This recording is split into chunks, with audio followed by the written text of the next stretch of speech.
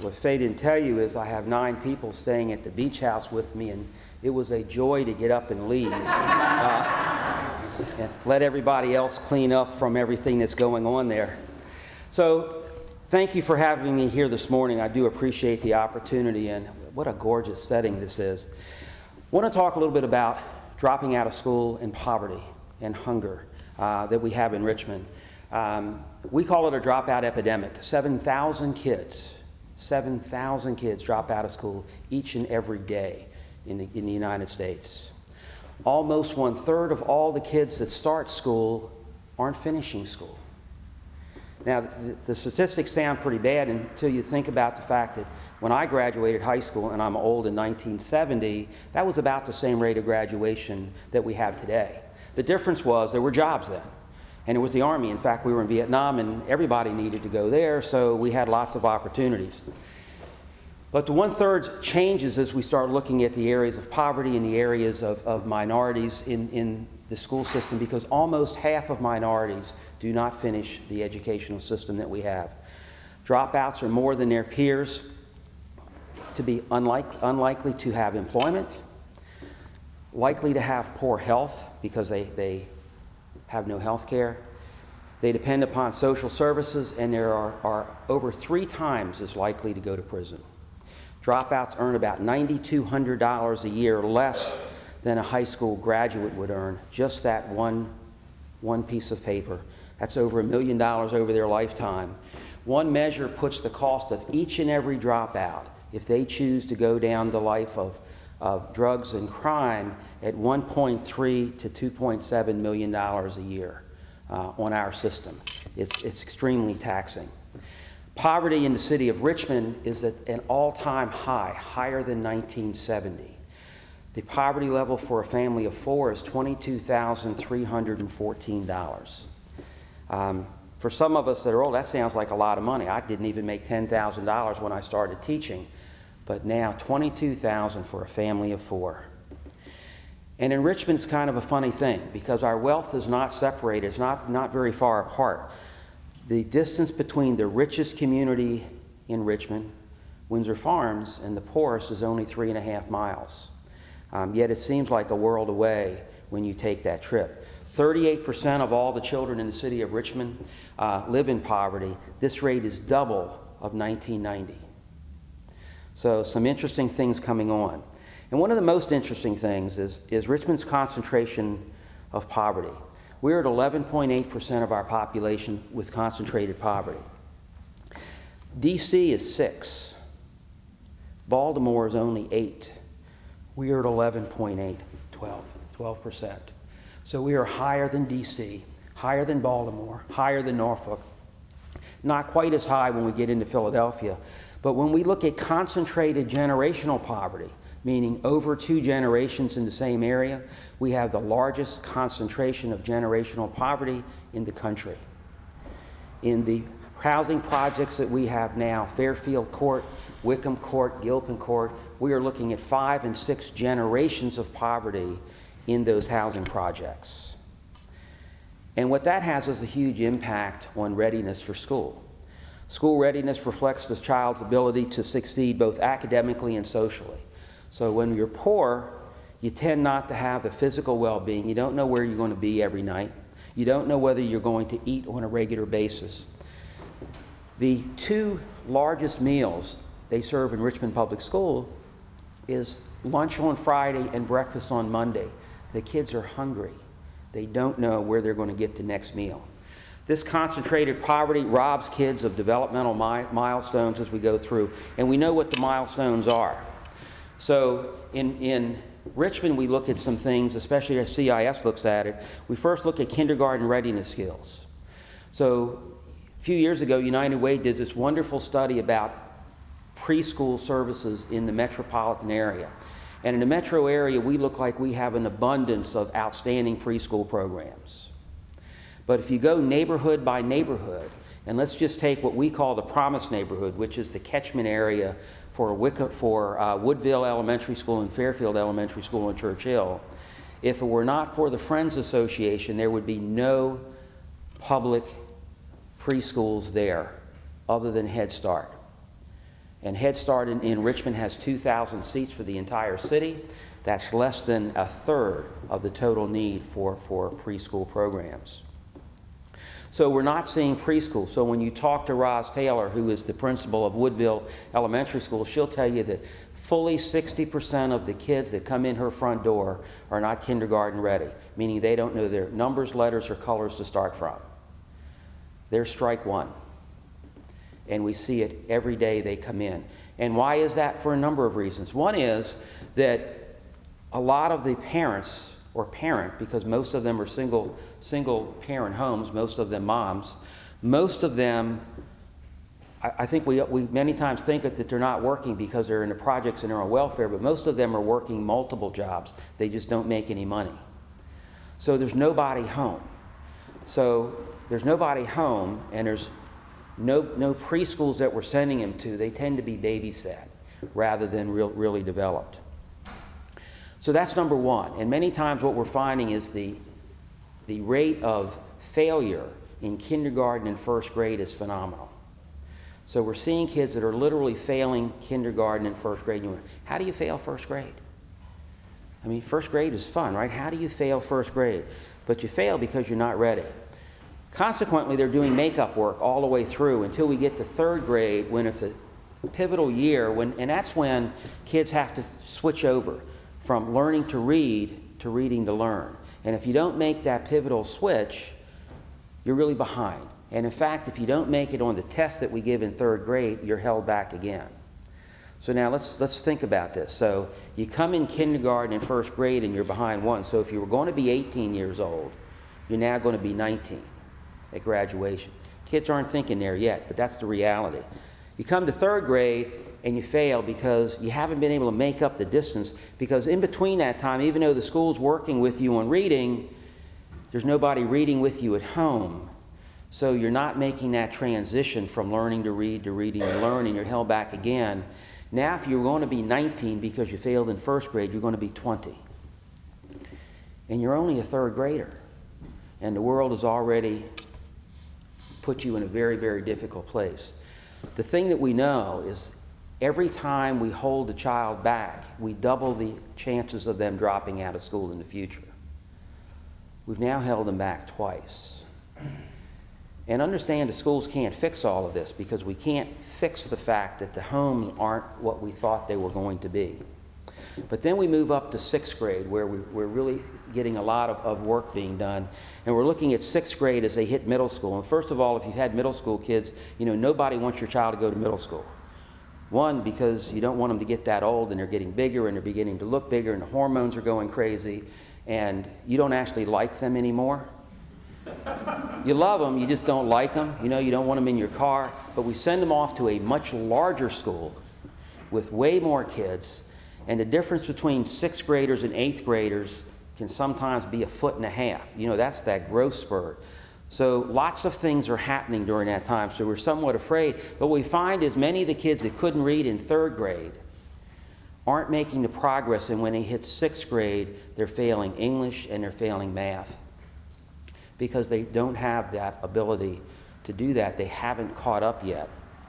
So now if you were going to be 20, you're going to be 21 when we hold you back there. And by this time, you're old enough to start thinking, this isn't working for me. There's 6 more years if it went perfect, and it hasn't gone so well so far.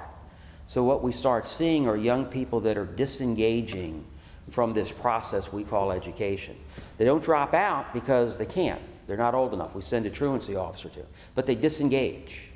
And disengaging from school is like disengaging from anything else in life. You know, if I can start backing away, and nobody actually knows that I'm gone, and in some cases, quite frankly, nobody cares that you're gone, because they have hundreds of other kids that they're working with, it becomes very easy to say, I just won't go back. And what we see are kids that are finishing 8th grade at 17 years old, 17 and a half years old. And during that summer, they just choose, this just isn't working for me, and they just don't go back because they're so close to 18. And the problem is, what do you do in life with an 8th grade education? You know, where do you go to try to make this work? This would be a grave problem for a lot of the young people if it were not for many of the people that we talk to, especially in the projects. They don't see themselves getting my age. They don't see themselves getting close to my age. They don't see themselves hitting 30. They see themselves dying very young. So if you believe that there's no future for you, why do you continue to try? So that is the problem that we're working with. It's a devastating problem. And it's one that we've created because we've created projects that were designed to be torn down many, many years ago, because these were short-term housing situations for people that we've now got generation after generation after generation in. So some things have come up, because I don't want it to sound all gloom and doom. So some things have come up. One, and this is the gloom part too, Gallup did a survey, or started a survey as part of a national survey 2 years ago, where they were measuring what it takes for young people to be successful. And the number one indicator of success, the number one indicator is hope. Now, seemed like we should have known that, but Gallup likes to tally things up. So the number one indicator, and they put some great definition around it. But here's the thing that we're looking at. If that's the number one indicator, at what point in time in life does hope go away? Is it the first generation that you're sitting in a housing project? Maybe not. Maybe the second, the third, the fourth. You know, at what time does history tell me that I'm not coming out of this situation? Because we sit in schools all the time and say, you can be anything you want to be. And we believe that. But then they go home to their neighborhood and they see 4 and 5 generations around there saying, well, that may be true for the rest of the world, but clearly history has taught me it's not true here. So with communities and schools, we found out a couple things. One is that kids are very resilient, and a lot of research done, and that's what we really believe. And we believe that if we put a lot of resources with young people, including mentors and tutors and services around the family, that we can help them move. So we believe that the resiliency is there with the young people. And we've had a pretty good run with it. So right now, we're working with 14,000 children. And we like to call ourselves a dropout prevention program, but it really starts in kindergarten. And we're working on a project now that I was just talking about earlier this morning. We're going to start working in one particular site to do some experimental work to see what happens if we grab the families, not the children, what happens if we grab the families before they even come to school? Can we get them engaged in school early and keep them engaged so that we can start helping them understand readiness skills for kindergarten? In schools, we've always focused all of our attention on the young people. We think maybe, just maybe, we need to focus on the people that actually are working with the young people, because kindergarten kids can't help themselves. We need adults to be helping them. So we're working with that. So with the 14,000 kids we're working with now in this whole dropout thing, 77% of them are improving their academic performance. 77%. 77% are improving behavior. So we believe that if we get academic performance up, behavior up, graduation rates will go up. Because here's what happens. Kids' academic performance is down because there's nobody helping them. And I don't know about you, but the teachers talk a lot about kids don't want to do homework. And if I did not have my mother standing behind me every single day to tell me to do my homework, I don't believe I would have done my homework, because I had lots of other neat things to do other than homework. So they don't have that. See, many times they don't have anybody telling them to do their homework. So we know if we can get academic performance up by helping them do after-school programs, during-school programs, we can get them to graduation. So 92% of the kids that we're working with are making it to graduation. Richmond graduation rate, by the way, is right at 75% of the students that are coming in the front door. Interesting statistic, though, the state has changed the numbers. Statistics have gotten better with the state's graduation rate. They've all gone up. It's not necessarily that there's more kids graduating, it's that we changed the way we count. So it used to be that we looked at kindergarten and then look out 13 years later and we say, this is the graduation rate, the difference in the number. But now we look at the number of kids that enter first day into 9th grade, and we look 4 years later and how many of them made it in 4 years. One of the other things is they penalize schools when they make it in 5 years rather than 4 years, and people seem to think that's an issue. Yet, I don't know how many Hokie fans there are here, but if you look at their numbers for the number of graduates in 4 years, it's abysmal. But if you look at 5 and 6 years, pretty daggone good, and they're pretty proud of that. Same thing at UVA, same thing at William & Mary. More and more they're looking at 4-year institutions as 5 years to get through. And that's okay. So I'm not exactly sure why we think it's a crime to have kids finish in 5 years rather than 4 years, but my basis is we need to get them through school. One of the other statistics you need to know about Richmond, and I'm looking particularly at the Richmond area, 23% of the kids in Richmond schools are exceptional education, compared to 11% nationwide. Now, is that environmental? Is that medical? Don't know, but 23% compared to 11%. So our job in communities and schools is to kind of wrap services around young people and families. And so I put a full-time staff person in each one of the schools we're in. We're in 34 schools this year. We'll be in 37 schools next year. The numbers in the book, we actually opened some schools mid-year, so the numbers aren't quite as high in the book that we gave you. So we are expanding. And we're trying to get to all of the schools that have a need. So the schools that we're in all have at least 96% of the kids are on free lunch. If they don't have close to that, we don't go into those schools because we have other schools that are there. So we put somebody in there. So what do? Well, last Wednesday at Oak Grove Elementary School, principal calls my site coordinator in, and she said, I have a problem with a family. The young girl tells me that there's no water in the house. So she goes over to the house and finds out there's not only no water, there's also no electric. And so they don't have any heat. But the other thing that she found was there was not a stick of furniture left. They sold it all trying to pay the rent.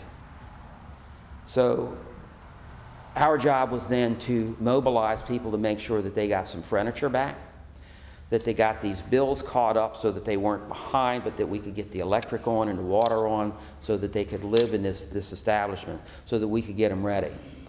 Because if the family's not ready and the child's not able to come to school, or they're not clean, or they're not fed, they're not going to be able to concentrate on schooling.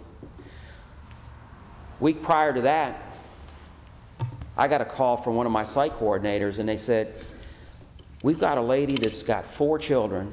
She lives in Fairfield Court, and she's being evicted from Fairfield Court. And I'm thinking to myself, how do you get evicted from public housing? I mean, you're there because you don't have any money. So I go over and I chat with her. And it was interesting. She said, I've got these 4 children, 4 different husbands, by the way, but 2 of the husbands were supposed to be paying child support, and the judge ordered it. So that sounded good. So Fairfield Court, the housing authority, said, you have to pay this higher rent or you have to get out. Well, so she went to him and she wasn't paying the rent. The problem was both of the men that were supposed to be paying child support are in jail. So clearly they weren't sending child support payments. The comment was, that's not our problem. The courts have said you have to get this money. The real problem was that this lady didn't understand the whole process of how to manage the system to get in there. So we were able to get that reversed, get her held steady, stay in a housing unit because she was going to be homeless. When Faye and I started working on backpacks, I mean, one of the things that really put us on the path to say we've got to do more of this, and just prior to us doing the mobile pantry, I was at Woodville Elementary School one day, and it was on a Friday. We give backpacks out on Friday. And a little girl was over on the side, just crying and crying and crying. I went over and said, baby, what's wrong? And she looked up and she said, everybody's here today. And I thought, this is a good thing, right? Everybody is here. And she says, no, you don't understand. I'm next in line. So when a child is absent, she would be the next one to get the backpack. So she said, I'm not going to be able to eat this weekend. It is sad, the things that we're doing with young people today. And I guess the message I want to send to you is, one, there's lots of stuff we can do. You know, there's stuff we can do by volunteering our time, and there's stuff we can do about talking about this, because there are policies that need to be changed if we're going to help people survive this. And in your own philanthropy, we always love to see that. There's no question in that. But the other thing, understand, and we're going through, and Wally, you mentioned, we've got a new superintendent coming in town soon. Dr. Brannon has announced her departure, and the school board is working on this. But understand, the school system, the school board cannot fix all of these problems. It makes no difference who they hire. These are community issues. They're going to be able to make some effort, and can they fix some? Certainly. There are plenty of things that need to be fixed. But we're not going to fix this, the problem with the young people we're bringing up, until we fix some of the communities that we're in. We have created, and I say we in this big picture, we have created in Richmond a de facto segregated school system, which is very, very different than the school system that Judge Marriage, I think, thought was going to come up. It's a school system that is now better than 86% African American, mostly in poverty, and most of the people that are not there go somewhere else to school. So there's no mixing of young people. There's no mixing of experiences. I had a wonderful opportunity the other day that really brought to life to me just how isolated some of our young people are. So I guess it's been 3 weeks ago now, the 71st governor had a conversation with the first governor at St. John's Church. So McDonald had a great conversation with Patrick Henry, and it was a wonderful experience to see. So I got 7 extra tickets, and I took 7 kids from the school system with me, and we went up there. Not a one of them had ever been to St. John's Church. Didn't even put together the fact that it was right there. One of the young men that I took lived 4 blocks from there. Now, it's a fairly significant part of history when you're reading U.S. history that we talk about St. John's Church and Patrick Henry, but we never took him there. The parents didn't take him there. As a school system, we didn't take him there. They don't have these opportunities. The kids tend to know they're 4 blocks around their school and the 4 blocks around their house. Last week, we took 65 kids from Martin Luther King Elementary School just past here out to the Capital One campus. They thought they were in another state. They had no idea this is still Virginia. And we said, look as far as you see, it's still going to be Virginia. They had no idea because they don't leave Church Hill. So it's an interesting dilemma. I am very optimistic that the school board is going to make some great decisions and try to move forward at this next level. There's lots of work to do, but there's lots of opportunities. And I'm going to leave you with one story because I want you to understand how we do make a difference. So Mariah came, a little girl named Mariah, she wasn't little, she was 18 years old, came to my office 2 years ago, sat in a chair. Principal asked me to see her. You can imagine I was a little shocked when he sent her to me because she was 8.5 months pregnant. We have a program called a Performance Learning Center where we take kids that are over age, failing, and ready to drop out, and we take them into the school. We use Richmond Public School teachers. We retrain them and to more of a coaching mentality, and we start working with them. So I talked to her and I said, you know, baby, I don't know what I can do. You go home, have the baby come back and see me. And she did, and as she talked to me when she came back at about 6 weeks, she said, I now have 3 reasons to graduate. And I'm saying, 3? She said, yeah, you know, I have another child. So this is an 18-year-old girl that has 2 babies, 14 credits from graduation. And, you know what I'm saying? I said, well, look, we will give this a shot. Chatted with her mother. You know, she's got an 18-year-old. Her mother hadn't seen 30 years old yet. Her mother was right at 29 years old. And I thought, this is horrible. I don't know what we can do. But this young girl starts coming to school. We put her at one of our PLCs that has a child care right with it. She not only finished 14 credits in 1 year, she got a perfect 600 on her English and her social studies SOLs. Perfect 600. This girl came to us with a 0.6 grade point average on a 4.0 scale. She finished all the classes. We got her first semester in J. Sargent Reynolds. We have one of our board members that's from J. Sargent. Said, you need to watch her a little bit. He said, partway through, he comes back. He said, look, she wants to be a nurse. I said, yeah. She said, we need to get her in the bachelor's program. She's now at VCU in the bachelor's program for nursing, running a 3.5 grade point average. So there's hope for every young child that's out there. The fact that she had a very difficult situation doesn't change the fact that she is a bright, vibrant young lady. And what we believe is that we will change the life of not only for her, but we're going to change the life for her children, because she's going to have a job and get out of the projects. So thank you very much. Thanks for having me. I'm happy to answer any questions that you might have. Questions you might have. I'm sure knowing this group, there are questions. You were talking about intervening with the families at a really early pre-K. Are those families receptive to that, or is it, scary or taboo? It's a little scary, I think, for the families, and we are just starting down this path. We're looking at the work that Jeff Canada has done up in the Harlem Children's Zone, where he has a baby college, where he's really starting with the families. As soon as mom gets pregnant, they're starting to engage.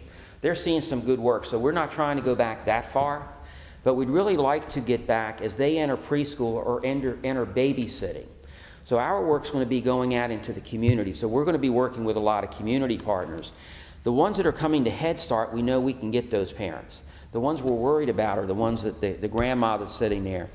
And I think what's going to be very troubling is we're going to have to convince them that we're not trying to take them out of your hands, because the reality is a lot of the grandmothers are getting money for doing the babysitting. But what we want to do is give them tools so that they can help the child, so they can read with the child, so they know what readiness skills are.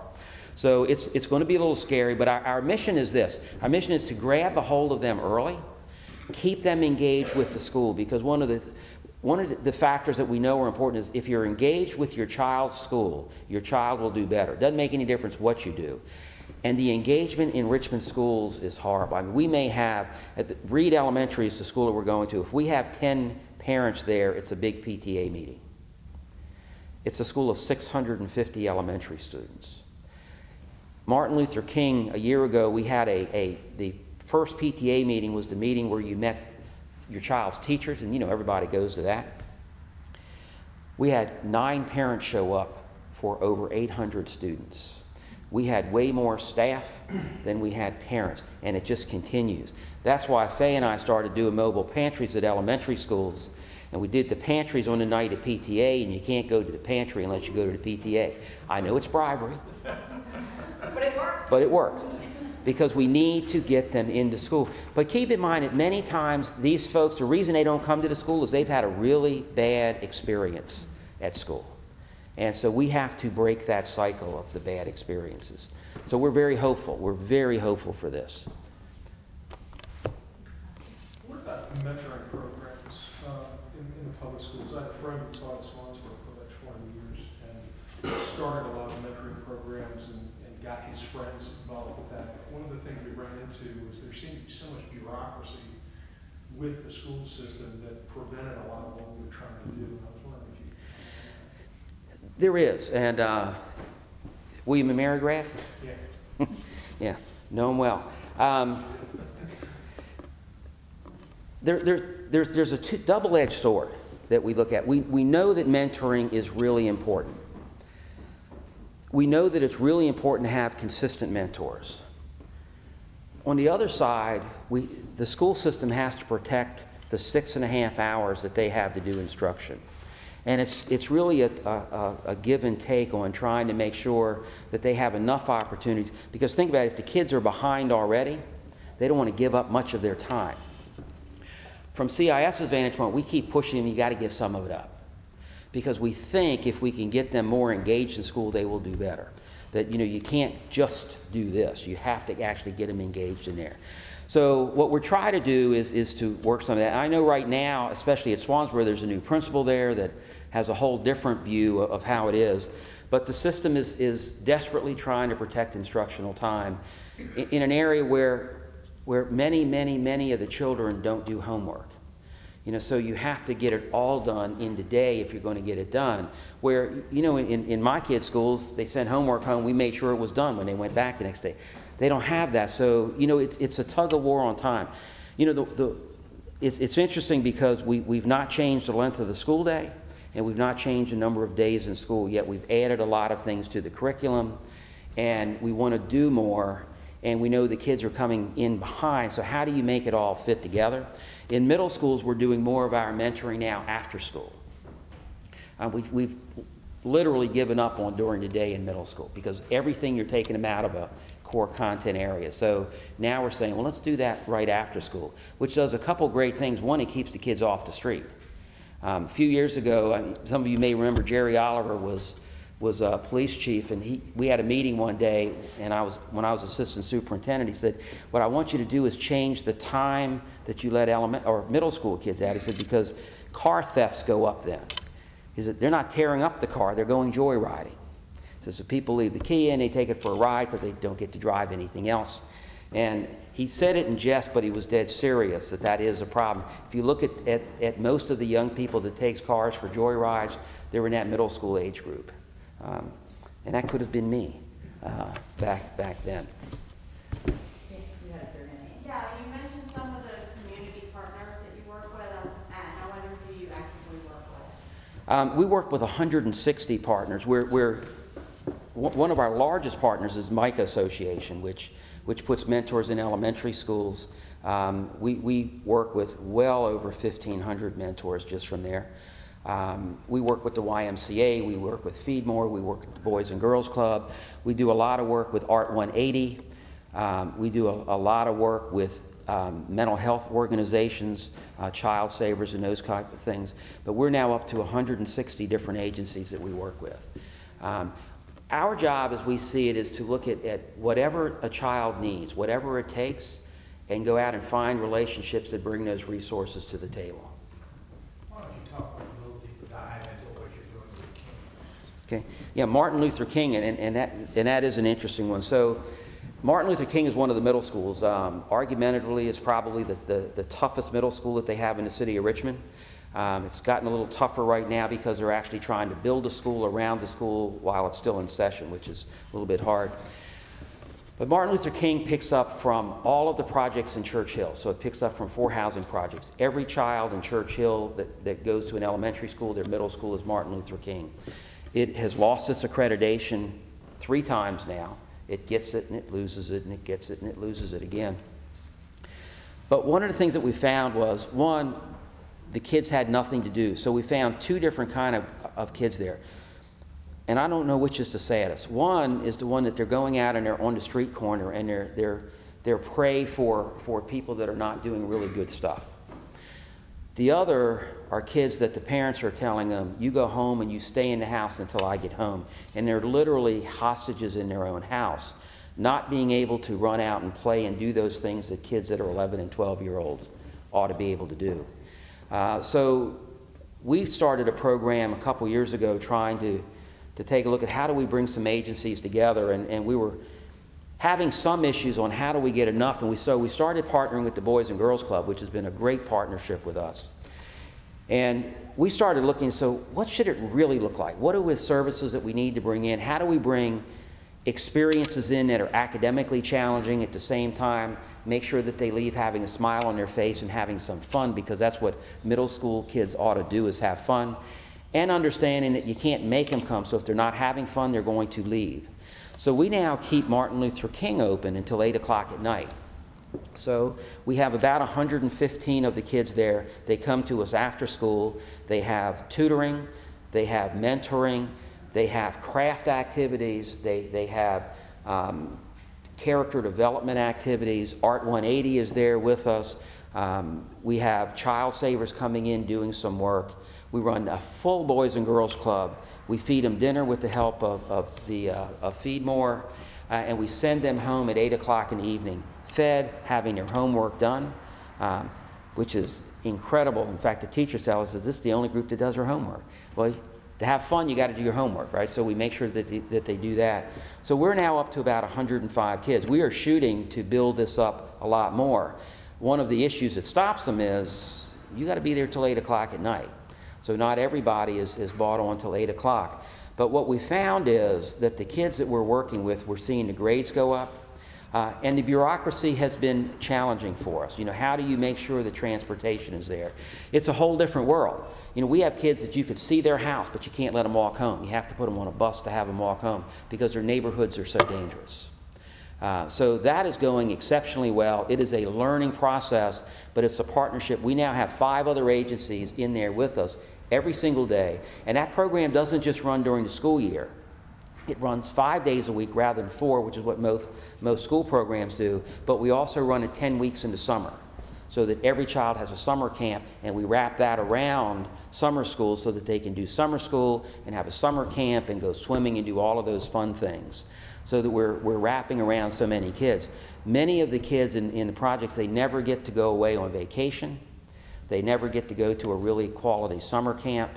So we're able to do that through a very generous grant from an individual in the area that has really helped us get there. Understanding, and this was the great thing about the grant, understanding we had a lot of learning to do. That, you know, one of the things that I'm beginning to pick up on, and I should have known a long time ago, is when we look at a lot of programs that have failed, you look at it and you say, a bunch of adults sat around and said, I think this would be a great program for middle school kids.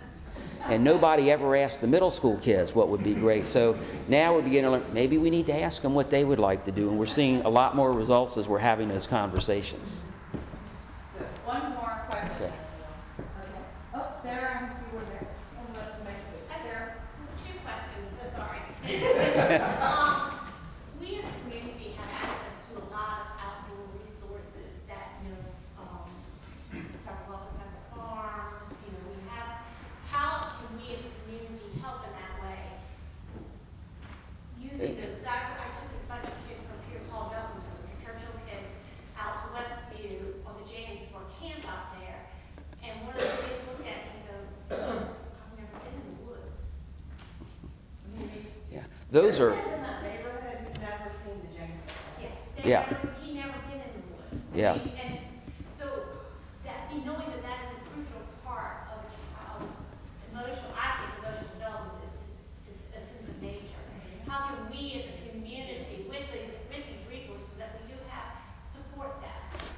We can, CIS can absolutely, every single school we work with asks us for opportunities to get out there. And we've sent a number of kids. Bob Argerbright, who you may know, has done a lot of work with taking kids from Oak Grove out to the camp out here. But we need those activities for kids. We need to know, where can we take kids? It is challenging. There's a lot of hoops we have to jump through to get parents to let them go, because the parents haven't been in the woods either. But I think it's a great experience. You know, you look at, one of the reasons that Bob Argerbright started so much of this work around this is because the kids, one of the biggest problems the kids have in elementary school is trying to pass that physical and earth science component of the SOLs, because it doesn't make sense to them. They've never seen a fish alive. You know, a fish to them is cut square and it's breaded. You know, they've never seen a real fish. You know, they've never seen snakes. They've never seen all of these plants. So we need opportunities to get them out. So if you have opportunities, we're more than willing to work with you and pick a school. They all want these experiences for the kids, but it's hard to get there. Understand, though, every time it is not easy. I had a hard time getting parents to sign to let us take the kids to Capital One because it was so far away from home. And the parents had to understand how this is. So those are great experiences. We think it ties directly in with the SOLs. Transportation, we always have to work on trying to get that, but those are easy obstacles if we have good experiences for young people. So happy to work with you on that. Those are great things for kids. You mentioned needing our help with changing policies. Can you elaborate a little bit on that? Yeah, you know, when we look at the projects, the 5 that we have in Richmond, the Fairfield Court and those projects, we have policies in place that are forcing fathers out of homes. And I think it was originally for good reasons, but so if dad gets a job, dad leaves the house, because you start cutting back on the amount of resources that are available because there's a full family together, but they don't make any money and people don't look at that. You got a family. So consequently, we've created an entire environment Go up in those projects and you're not seeing a lot of men. You're seeing very, very few that have any jobs. We need to change projects to keep, or change policies, I think, to keep families together, not push them apart, because we need a team of people. You know, it's tough enough to raise kids with two parents. You know, so to raise them as a single parent with no real resources, it's a horrible situation. The other thing I think we need to take a look at is for the young people is how we fund public education. We use a formula called composite index to fund, and the composite index is set up now. This just tells you a little bit about Richmond and some of the other poor areas, that Richmond is deemed to have more ability to pay, meaning they're richer than Henrico, Chesterfield, Hanover, Goochland. Now, go around there and look and tell me how that can be. But the other thing is Henrico is deemed to be richer than Fairfax County because of the composite index. And you got to wonder, so how can this be? Well, in the city of Richmond, what happens is composite index is primarily based on real estate value, but it's all real estate value. So University of Richmond, great campus, beautiful place, I teach there, love to do that. They pay no taxes, so you don't get any real estate off, right? Because that's a educational institution. So is the federal court, so is the state house. So you have all of these property that add valuation to the total, but it's not separated out. So Richmond on paper looks like it has great ability to pay, in reality does not have the ability to pay. So consequently, the system, the public system has to put more money to schools, meaning they're taking more money from the locality, which means they're putting less money into streets and all of those kind of things to try to make this work. So I think we need to relook at what that is. The other thing is I think it's time to really rethink what this whole business of education is looking like in the policy of it. We have been using SOLs for 18 years. They have not changed. And yet we're not getting any better. We have a policy that's what we're based on. Even Texas, that started SOLs, are now talking about trashing them all. We need to rethink what does this schooling look like and start looking at other places and saying, maybe we don't have a lock on this market. So I think those are kind of the policy areas we need to look at.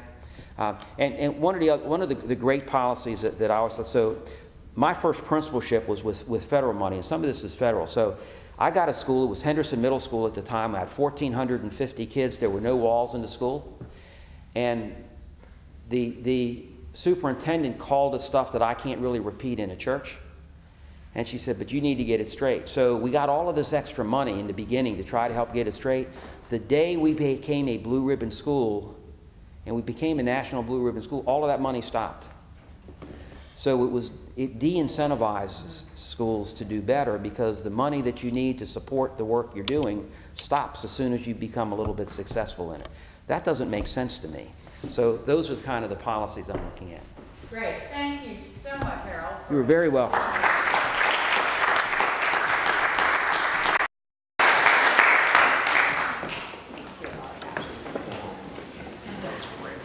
Thanks so much.